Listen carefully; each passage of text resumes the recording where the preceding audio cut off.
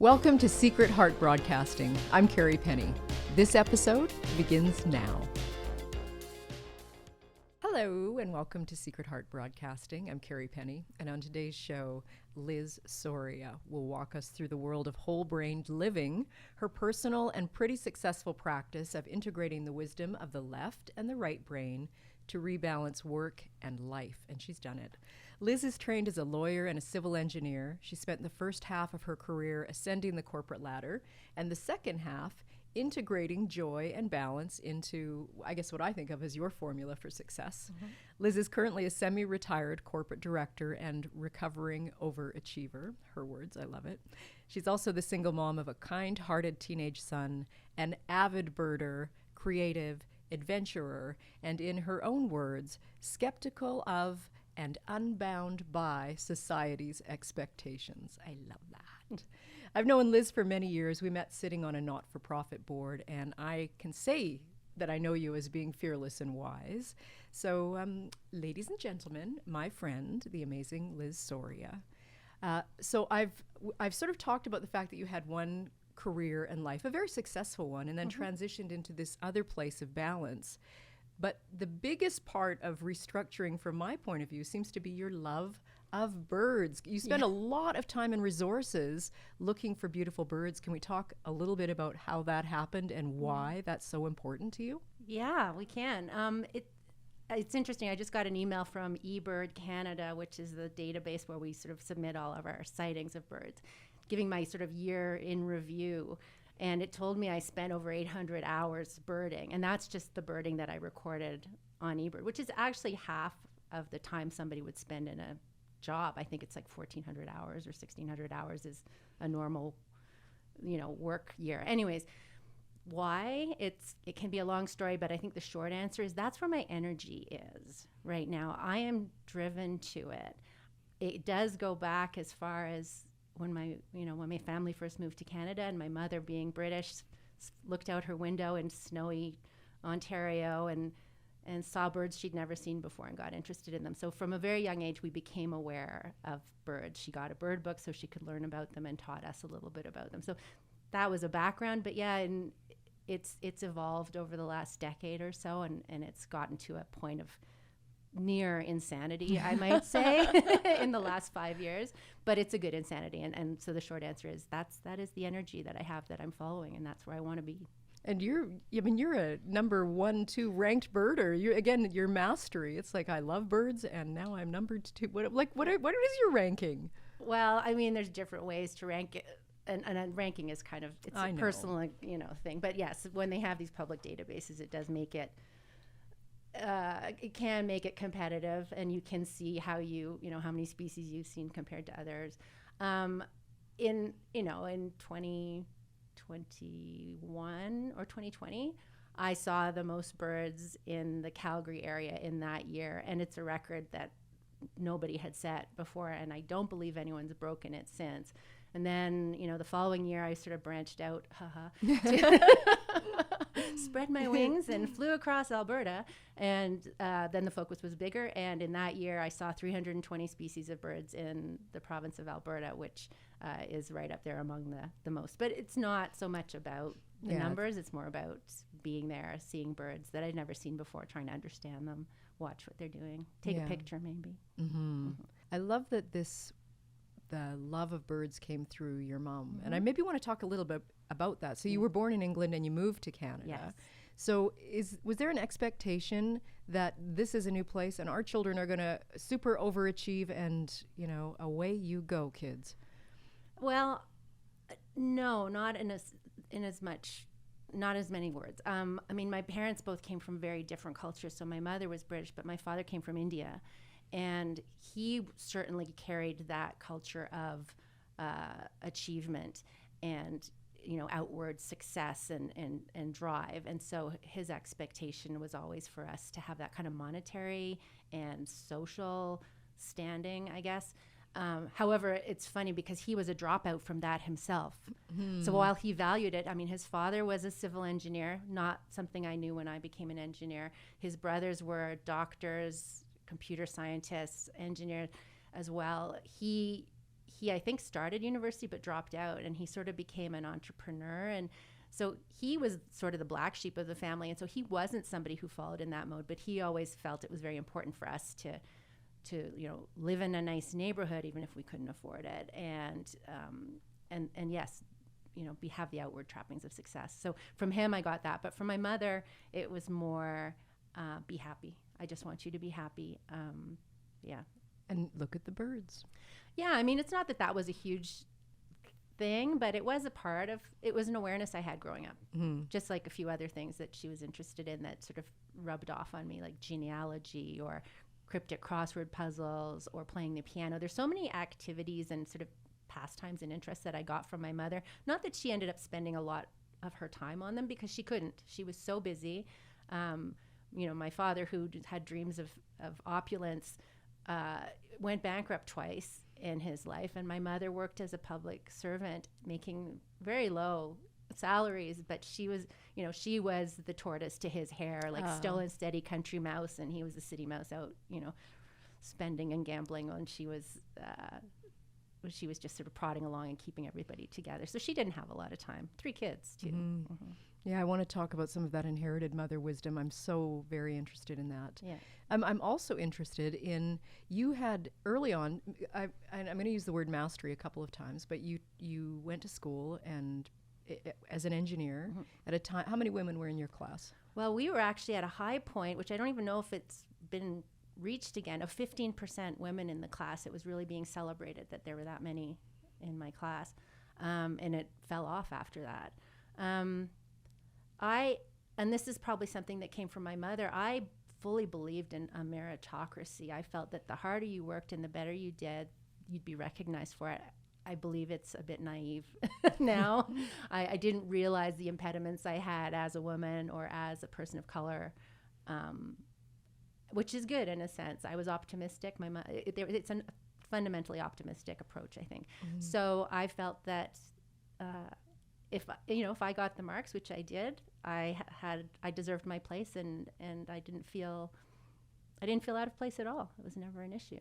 I love that. My father did say to me when I was applying for engineering, well, women aren't engineers. And I just sort of, well, that's silly, right? You don't know. Yeah. Yeah, that's fun. I think I share that. I never really thought because I'm a woman I can't do this. Yeah. Yeah. And I think that's unusual, maybe. Yeah, I guess so. But if it's all you know, it's all you know. It's all I knew, yeah. Yeah. And then, so you didn't really practice engineering for a long time because you went and, got your law degree because you had some spare time. Yeah. And desire. I just knew I had more learning in me. But I also knew I didn't want to get more focused and become, a master's of engineering. I didn't even want to do an MBA, which is sort of the main sort of next step for a lot of engineers if they're going to get another degree.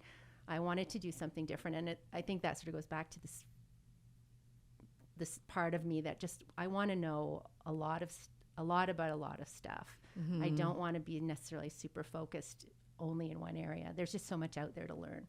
Anyway, so that's why I chose law. I wanted to do more learning, and that turned out to be the road that I took. And that's actually when I met you. You were wearing your lawyer hat and had. And to be fair, your career you were really on the track to the top, right? I was going to say you had an executive position. In the end, yes. Yeah. Yeah. Yeah.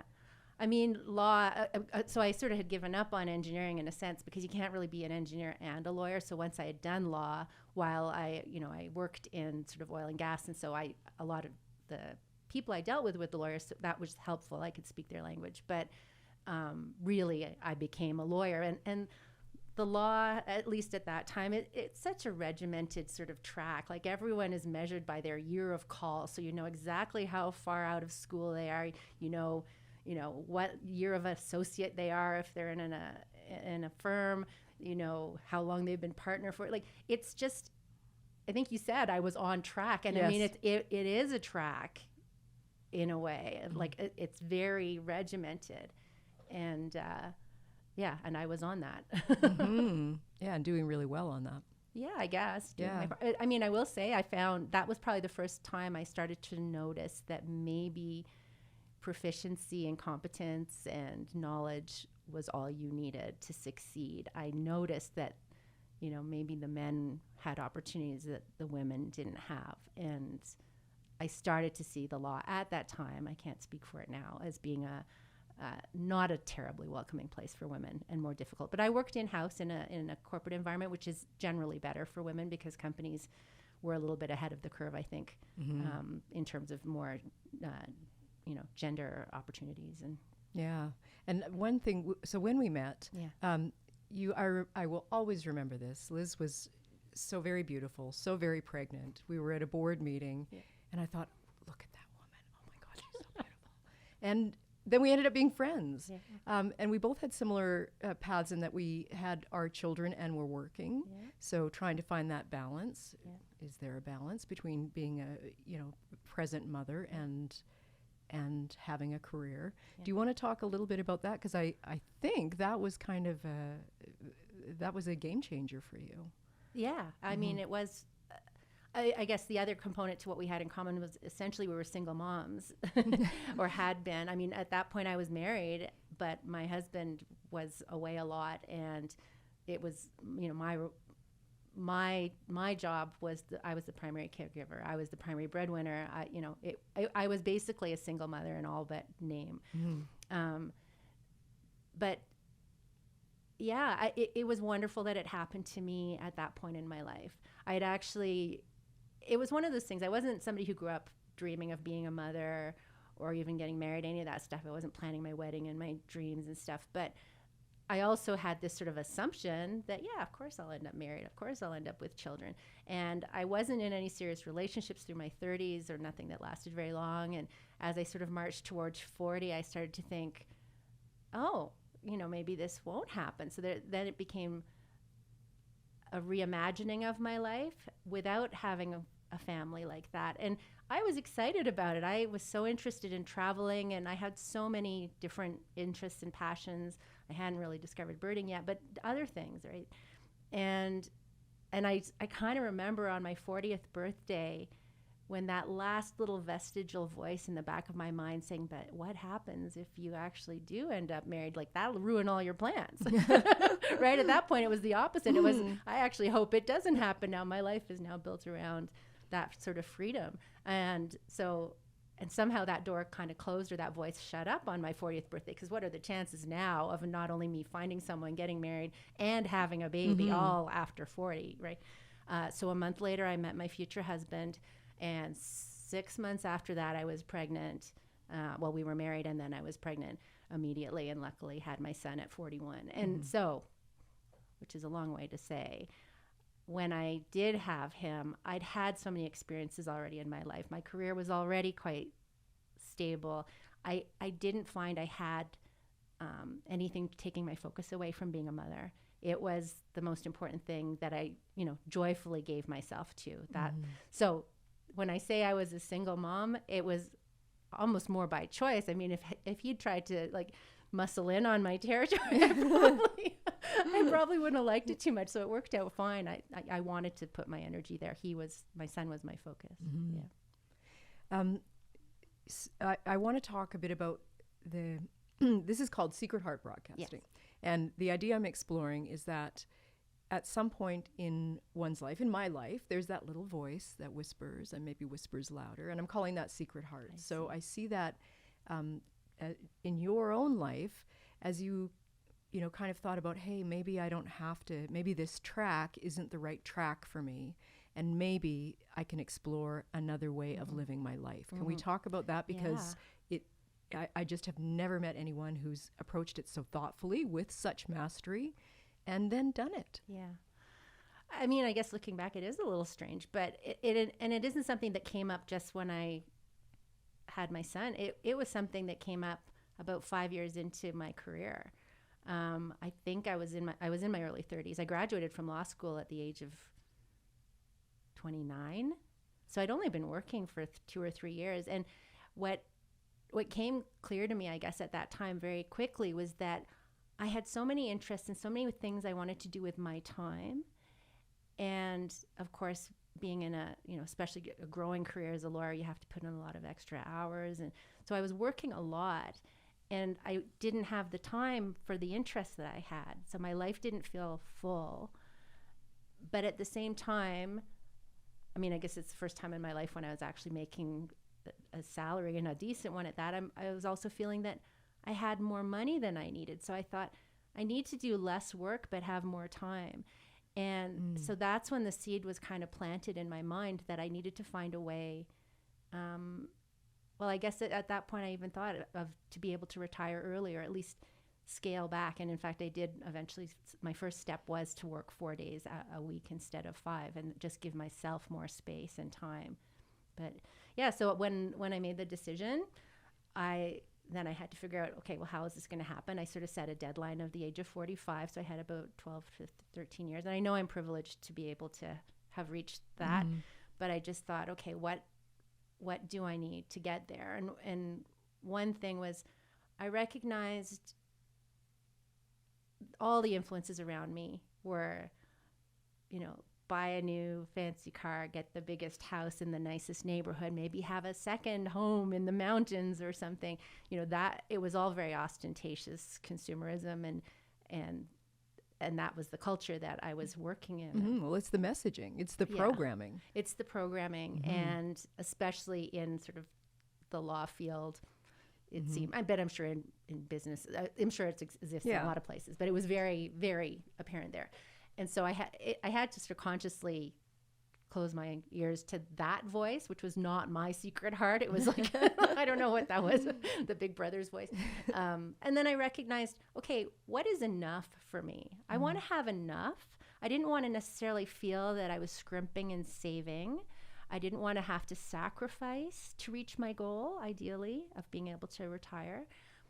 But I really wanted to tune into what's enough. And then I realized, okay, I don't necessarily need a huge house. I want a comfortable house that's comfortable for me. I don't need to have a brand new car. What is enough car for me? I still want to be able to go on vacations, but I don't necessarily, I don't have to go on super fancy, expensive, exotic things. You can still go to exotic places, but yeah. So at that point, I focused a lot on not over spending on things, because I recognized every dollar I spent was another moment that I would have to work, and it would delay my goal. Then on the other side, of course, was I had to start building up some savings. So because I wasn't overspending, I did have money I could put aside and be careful to invest and not waste it. My goal was to sort of make sure my RSP was at a certain level so that in the 20 years after I quit working, so between 45 and 65, it should be a nest egg that was big enough so that by 65, it would be enough to draw on like any other retired person. So I figured out what that number would be. I wanted to have my house paid off. Again, my house wasn't super expensive because I hadn't got too big of a house, so I focused on paying down my house and saving. And then I remember you had, it's coming back to me now, 3 bins, or you had this bin. Yes. So are those the bins? Those are 2 of the bins. Okay. So one bin was the retirement savings. Another bin was having the house paid off. And well, the third, I think there were only going to be 2, and then I had Pedro. And that was like just a few years before my deadline was coming up. So then the next bin was to make sure that there was enough savings for his education. Yeah, the bins. So when it actually happened, I failed, because I was 3 months after my 46th birthday when I retired. This is recovering perfectionist, or what did you say? Recovering? Yeah, exactly. So how has it been then with this? You've completely transitioned from what we would think of as a normal person. No. A career path, right? Like, yeah. so if we say that maybe the normal path, and even the word normal is kind of loaded now. But, I know. So you work until 65, and then you retire, and you live the rest of your life doing all the things you wish you had done. If you have health, if you if you have health, if you live. So what does your life look like now? Well, now it's great. I mean, my son has been my primary focus, but he's 16 now, and he doesn't need me so much. And it's funny. I mean, you and I talked about this, I think, when you first retired as well, which came just a few years after me. And it's an interesting mind shift, right? Because there was this whole idea of feeling I had to have a productive retirement, right? Yes. I felt that if I didn't have anything to show for my early retirement, that somehow that would be a failure. So that was just a carryover of that whole, working mindset, societal expectation mindset of, you got to show something for your time. And don't be lazy. That was a thing. It's like, I Yeah. cannot be lazy. I Yeah. will not be lazy. You and I with our spreadsheets about how we're spending our retirement time. Exactly. Yeah. It took a while to wean myself off that. Because it was fall of 2012. So it's just been over 11 years, I guess, that I have been doing some board work and stuff. So I've not been completely disconnected from that environment. So some of my time has gone to that, but minimal. Other of my time went to, my whole idea of whole brain was the name of the company I started so that I would have a productive retirement. I mean, one of the things that I didn't mention in sort of the buckets for my retirement was all of those things would have the money sort of put aside, but I still had to get from 45 to 65, right? And so my thinking at that for those 20 years was that I would do sort of maybe consulting or board work or start little businesses that bring in enough money just to pay my current expenses. I wouldn't have to use it to save. I wouldn't have to use it for education purpose, right? And so I imagined I would sort of be living like a teenager, right? I'd spend what I made, and I'd only make enough for the needs I had. If I made more, maybe I could go on a nice trip or something. But it had, it was like a teenager. Right. Anyway, so to do that, I had this idea of having a lot of little businesses, micro businesses that might be, a $5,000 a year business. But if I had about 6 or 7 of them, that might cover all my expenses and be really fun. And each of those little businesses could be built around an interest that I had. So I set up Whole Brain Enterprises because the thinking was, I've used my left brain, for so long now, but I actually had a very strong right brain creativity. When it was time to go into university, part of me, the decision I was making was, do I do fine art or do I do engineering? Because I did really well in school, but I really loved art. And then I came to the conclusion that you can be an artist in your spare time and an engineer during the day, but you can't be an engineer in your spare time and an artist during the day. So I had chosen, the left brain primarily, and then I discovered the left brain kind of crowded out my right brain, so I didn't get to do as much creative stuff as I wanted to. But that was something I wanted to bring back in this sort of post-retirement period. So I'd set up, like, one of my little businesses was a children's face painting business. I started doing voiceover work. I started doing drawing caricatures and line drawings of people for their social media pictures. profiles. Yeah. So a lot of things like that. I had a lot of different ideas, but also I was going to start up a women's. You were there for this. A women's Way Out Women. Yes. I was going to call it was Way Out Women. I did a lot of thinking about it, and I think it was a great idea, and I think it was kind of ahead of its time. It would be very topical, sort of post-pandemic, but it was based on the idea that you don't have to feel trapped in sort of a corporate 9-to-5 job. Like, think about, and I guess it was partly the journey that I had been on in terms of, okay, I recognize that's not how I want to live my life. I want, what needs to change, but I still want to have a good life. I want to have enough. And so the conclusion I reached at that time was, well, these days, if you're a knowledge worker, you don't have to be tied to an office. Everything you need is in your laptop. We've got internet. You can be anywhere. You can work multiple different projects. You could start multiple little businesses. And that was kind of the message I wanted to share with other women and have groups that, we could discuss and support each other.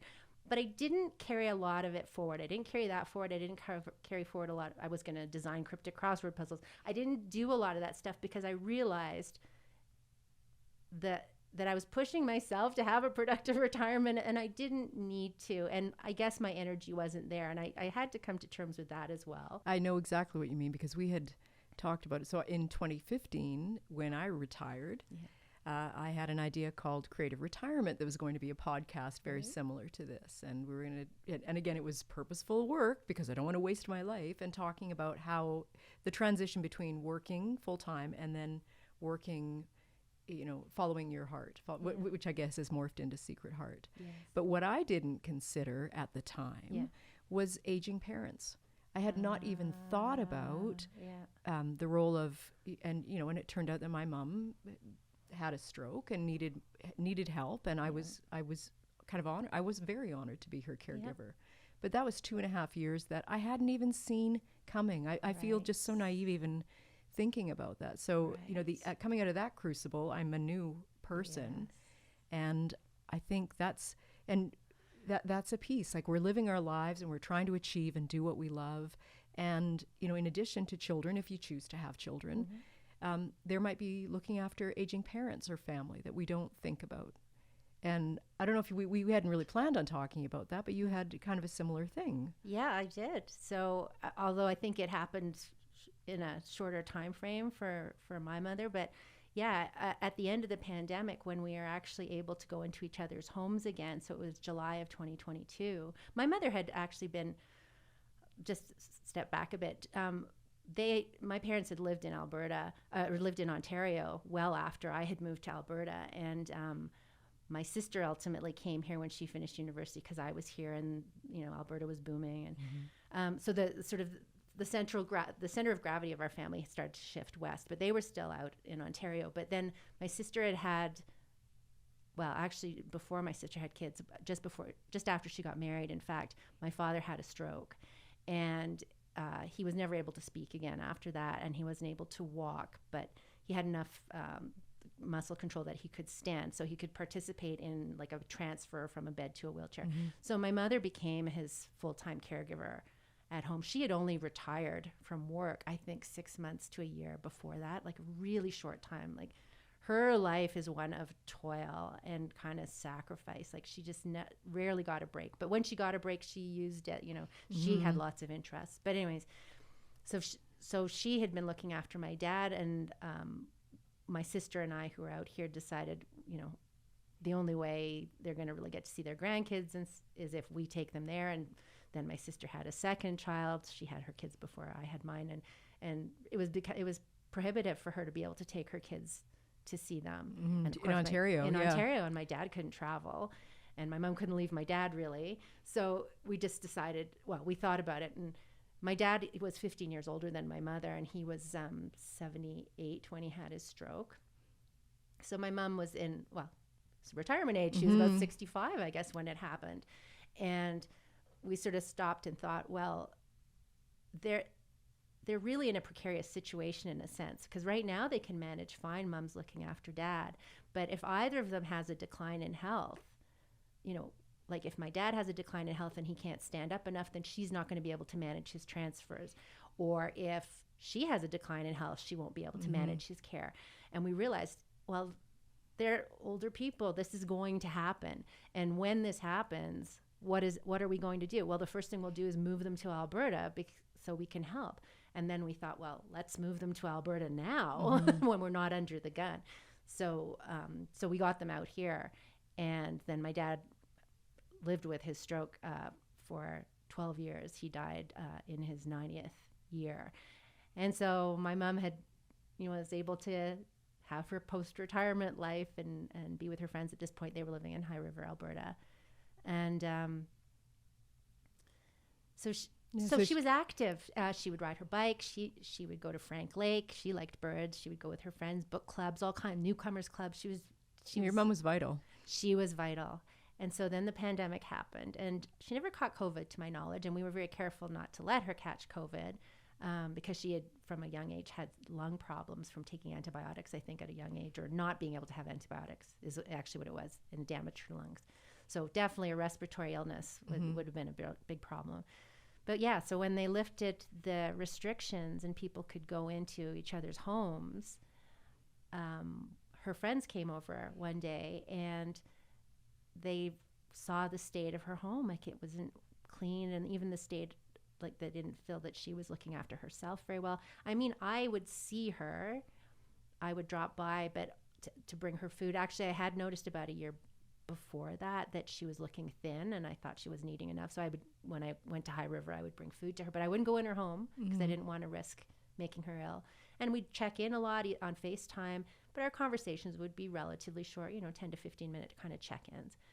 And the friend contacted me after visiting Mom and said, listen, the state of her house is a disaster. She has no short-term memory. I couldn't quite square that with how I saw my mom. And then I realized I hadn't been in her home, so I hadn't seen that evidence. And all my interactions were so short that it wasn't long enough for her to start repeating the comments. But once I did start talking to her for longer periods, then I started to see that this was becoming an issue. Anyways, so there was 6 months of dementia to deal with at that point, after which, with all the things that entails, and I was the only child in proximity because both my brother and sister were living on opposite coasts. So, so I had 6 months definitely of that, and then she fell, unfortunately, and passed away from her fall. And that was really 2023. No, that would have been not last year. It was 2022. So it was 2021 July of 2021 when it started. Yeah. Yeah, and I remember that, and of course, being a really stressful time. And and again, it's just we know our parents are mortal. Yeah. We know we're here for a limited time. Yeah. I mean, even as we're planning our retirement, there's a number we have in our head that we're working back from. And anyway, it was a really stressful time, and I think that's when I noticed in your life birds. Maybe even coming into pandemic, you were. It was it started in 2019. Yeah. I will say, just before I sort of talk about how the birds came in, was my mother's death, I think I've said this to you, was a near-death experience for me. It was, while, like you say, we all have an idea of our mortality, we know. I mean, certainly I was probably thinking about it long before anyone else. The whole idea of retiring early was because I recognized that some people, if you wait to 65, you might not have much life left, or you might not have much health left. Like, I was very aware of that. And yet, until my mom died, I didn't have that visceral sense of how limited our time is. And it's still kind of, it's still sort of a shock to my system every time I think about my mother just being gone. Her story is done. Yeah. It was such a long and interesting story, and it's just done. And so then it makes me think that, well, that's happening to me. When you said my mother's death was a near-death experience for me, I had never thought of it that way before, and I completely concur. Yeah. Yeah, I think it was as my mom was ill, and certainly after she died, I just thought, this is not, I mean, people say it's not a dress rehearsal, and that's very cliche, but you must live what you know to be true for yourself. Yeah. Yes. So that was a huge lesson that I got from my mother, not intentionally, right? Always teaching us things. Exactly. Yeah. Yeah. So that feeds into, I had already started getting very interested in birding. It was a really helpful pastime to have during the pandemic. It had started because my brother happened to be living in Calgary, and he had a non-conventional sort of career. He was self-employed and had lots of spare time to himself, and he had studied biology. He had become a biologist, but he always has a huge appreciation for nature. And so because I had retired sort of in 2012, we would go, every week or two, we'd go for a hike, and we, and have lunch. And as we would be out hiking, he would point out the birds. And so I started paying attention to the birds. I started keeping another list of birds I'd seen, like we had when I was a child. And then he was moving away to Newfoundland, actually, with his partner in early 2019. And I said to him, well, I'm really going to miss being able to go on our walks and, learn about birds. And he sent me a link to the Friends of Fish Creek, which has a birding program that goes every week. And he said, well, you should do this. And I thought, well, that's not exactly what I'm missing. I wanted to go with you. And I was thinking, this is going to be like a whole group of people I don't know. What if I don't like them? They're going to be all old, retired people. And then, so 2 weeks, it was January, and it starts in January, the winter session, and sort of I missed at least 2 or 3 weeks, and then I just sort of thought, oh, maybe I should just do it. At least then I can learn where the birds are, and I don't have to do it forever. I might learn something. I should do it. So I did that winter session, and then I realized, oh, well, I have to do the winter, then the spring, and then the fall. They don't do a summer one, because then I'll have been all over. I recognized that they taught me that there are different birds at different times of the year in different places. So it's not enough to just spend 12 weeks in the winter. You have to see all the seasons. So I thought, okay, well, I'm in this for a year, I guess. And I was getting fascinated by it. And so by my third session, which was the fall of 2019, they were asking me to help be a leader. So clearly it was rubbing off on me. Back to your mastery, curiosity. Well, yes. that's sort of the recovering overachiever part. It's like I can't seem to do anything without like diving all the way in or taking over or finding a leadership role in it. And I really need to learn to not do that. But maybe in this context, it's not so bad. So yeah, I was primed. So then COVID hit in 2020 and I was really just beginning my dive into birding, and it just gave me so much opportunity to do that. I think so many people during COVID developed an appreciation for the natural world. We've been disconnected, especially in urban environments. Yes. I don't think humans are really meant to live in cities of 1 million people. And I know, you kind of, I went on you took me birding once or twice. And I felt like a big clomping kind of, automaton behind you. You're very quiet. I'm like, what's that? But the idea that we can pay attention and that all around us is this richness of the natural world. And thank you, by the way, because I didn't particularly like birds before we went on these outings, and you really shifted my view about birds. I was afraid of them. Yeah, you were. I was. I remember that. Yeah. Yeah. I'm glad you brought that up, that whole idea of sort of our disconnect from nature, because I think birds is a really good way to open that door. Even if I always thought I liked nature. I used to do a lot of mountain biking and camping and hiking. I loved being in nature, and I always thought of it as a core part of who I was. But it was a backdrop in a sense. It was beauty for me to take in. What it wasn't until I started to learn about birds and then other animals and plants and everything that makes up nature. You don't realize that there's an actual world that we're part of, and that they're living their lives and they have needs, and then you start to see the things that humans are doing that interfere with those lives. That connection with nature, I think, is something, like I say, I thought of myself as a nature lover, but now I see myself as part of nature. I see us as part of nature in a way that I didn't, and definitely most people, I think, who don't even have the nature to be appreciative just as a place to be. Those people are so far away from even understanding our role on the planet. And I've also said, you're a big gardener and you love, getting your hands in the soil. And I've said, when you open the door to one part of nature, so for me it's birds, for you it's plants, all of nature comes flooding in, right? It develops an appreciation for all of it. And so any entry point that someone can find, and if it's sitting in a park and listening to birds or looking out their window and having a bird feeder or digging in their garden and seeing who comes to their garden, what insects come to their garden, how does that change over the year? Just watching and observing and learning. That I think helps make us whole people. Oh, and it regulates our nervous system in these times of great stress. There's just not a better thing. Yeah, this idea that this very, I'm going to say wrong thinking idea of humans over nature, that we are part of nature. We can get back to the idea of even the seasons, right? We're meant to live and flourish and, I was going to say dwindle and die. Around us are all the patterns. We belong. We're part of nature. We're not over nature. Yes. Yeah. I know we're kind of, we got a few minutes left, and I'm wondering, I've asked you to think about some books that you would recommend, and I'm very curious to know whether you've got some books that are going to touch on exactly what we've touched on. Funny you should say What a wonderful coincidence. What a coincidence. What books would you recommend, Liz Soria? Well, I'll start from a higher point, and we'll delve deeper into my bird nerdness, I guess. I haven't read a lot of poetry in my life. I've read a lot of your poetry. Mary Oliver has been a revelation to me. So I have an anthology of her poems called Devotions, and you can read any Mary Oliver and you will get from it, I hope, the feeling that I get. She was a woman who had a deep connection to nature and just a full understanding of all the things that we've just talked about. And she writes about it so achingly beautifully.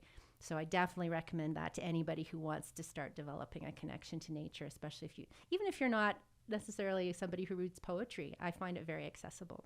And if you've ever heard her quote, I think it's really topical to our discussion, which is from her poem A Summer Day, where she says, tell me, yeah, what is it you plan to do with your one wild and precious life? I think it touches in on the fact that we only have that one life, that it is wild and it is precious. And anyways, I think that just encapsulates Mary Oliver for me. Another great book, which I recommended to you before, and I think you read, was An Immense World by Ed Yong. Oh. So if you want to have an appreciation of how the other beings on our planet experience their lives and experience the world in this, through their own senses and the different senses they have. And it's told, so there's a lot of fact in it, but it's told in such a lighthearted, slightly humorous way. Sometimes it's a very accessible read, and it's been on the New York Times bestseller list. If you want to start getting more, so that talks about birds, but all kinds of creatures as well. If you have a dog, actually, it's very interesting. There's a whole chapter about smell that talks a lot about dogs, and I think dog owners would be very appreciative of that.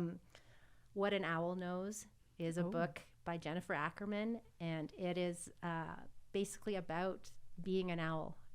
So if you go from the Ed Yong book of An Immense World, and then you want to focus in kind of on one species or one family, I guess, owls, you can learn a lot from Jennifer Ackerman. She's written other books about birds, corvids, and other things. So she's always very interesting to read. Got two more. One other one that I think is also quite accessible for people maybe who don't know a lot about birds but are curious is called Alfie and Me, and it's also about an owl. It's about a man who rescues a little fledgling owl and brings her back to health and watches her flourish over several years.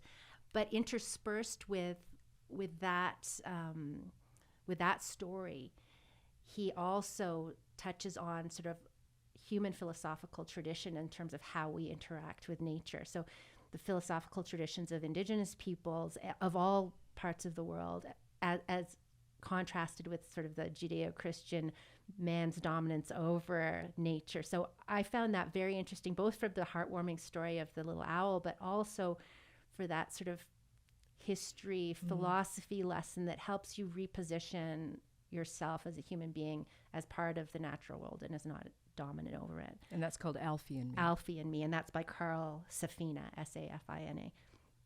And then the last one is, if you want to get interested in trying to become a birder and read nature, I've just finished a book called What the Robin Knows. And that's by John Young, Jon Young. And it gives you really good pointers on how to sit and experience nature and learn what the birds are telling you and what the other animals are telling you. And yeah, it's very accessible. So that would be a good starting point for people. Lovely. So yes, bird dominant, I guess. And I wasn't aware before this conversation that the idea of your mom buying a bird book new to Canada, saying, would you look at that? And that having that planted, a seed that grows. Yeah, it did. Yeah. It has been just a delight to have this conversation with you. Thank you so much for sharing your wisdom and just your secret heart, Liz Soria. I am so blessed to know you. Thank you, Carrie Penny. I am blessed as well to know you.